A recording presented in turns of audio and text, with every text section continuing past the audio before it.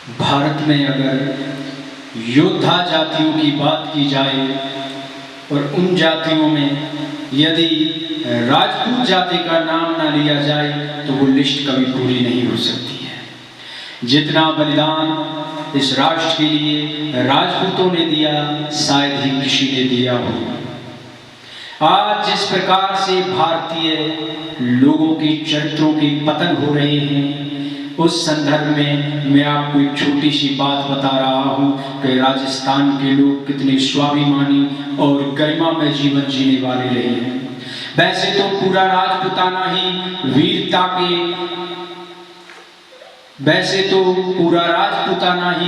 वीरता के लेखों से भरा पड़ा है, परंतु राजस्थान में राजपूताने में एक ऐसी कहानी भी घटित हुई जो सभी के रोंगटे खड़े कर सकती है। मेवाड़ सबसे ज्यादा पराक्रमी, अगर जो रजवाड़ा या रियासत या राज्य रहा, मेवाड़ से अधिक पराक्रमी राज्य शायद ही पूरे राजस्थान में किसी का रहा होगा। इनमें जो स्वाधीनता की भावना थी शायद ही किसी और रियासत में रही हो। मेवाड़ में महाराणा राज सिंह का शासन था और उस समय औरंगजेब मेवाड़ पर आक्रमण करता है। जब वो मेवाड़ पर आक्रमण करता है तो राणा राज सिंह सलूबर के सामंत रतन सिंह चूड़ावत को संदेश भेजते हैं कि औरंगजेब आक्रमण कर चुका है और उस आक्रमण का उत्तर तुम्हें देना है। रतन सिंह चूड़ावत तब नया विवाह करके अपनी पत्नी को लाए हुए थे। उनकी पत्नी का नाम सैल कंवर था, जो हाड़ी रानी के नाम से जानी जाती है।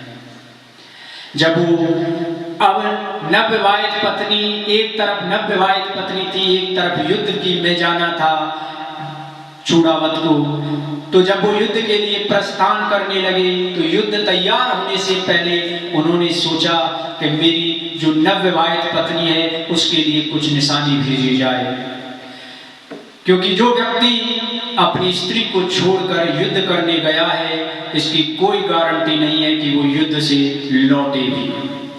तो इसलिए वो चाहता था कि युद्ध का परिणाम कुछ भी हो, परंतु मैं अपनी पत्नी के लिए कोई संदेश भेजता हूं। तो वो एक सैनिक को हाड़ी रानी के पास भेजते हैं और हाड़ी रानी से कहते हैं कि महाराणा हाड़ी रानी से कहते हैं कि हमारे जो सेनापति हैं, जो सरदार हैं, उन्होंने हमें आपके संदेश के लिए भेजा है कि आप क्या संदेश देना चाहती हैं हमारे सरदार को।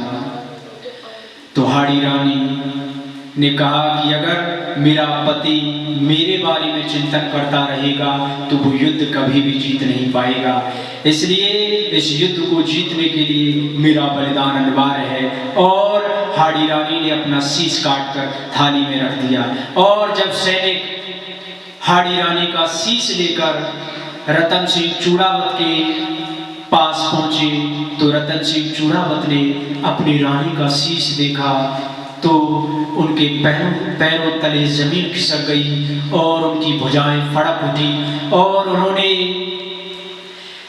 हाड़ी रानी के शीश को अपने गले में बांधा और युद्ध में महाकाल की भांति टूट पड़े। चूड़ावत ने तन भूषित कर युवती की सिर की माला से खलबली मचा दी मुगलों में अपने भीषण दंभाला से। घोड़े को गज पर चढ़ा दिया मत मारो मुगल पुकार हुई, फिर राज सिंह चूड़ावत से औरंगजेब की हार हुई। तो इस प्रकार एक वीरांगना ने युद्ध के लिए बलिदान दिया और उसमें राज सिंह और रतन सिंह चूड़ावत विजयी रहे, परंतु उस वीरांगना, उस महिला उस युद्ध में शहीद हो गई। जिस समाज में महिलाएं जितनी वीर होंगी, जितनी साहसी होंगी, वो उतनी ही साहसी संतानों को जन्म देंगी। तो धन्य है वो धरा जहां पर हाड़ी रानी जैसी महिलाएं पैदा होती हैं।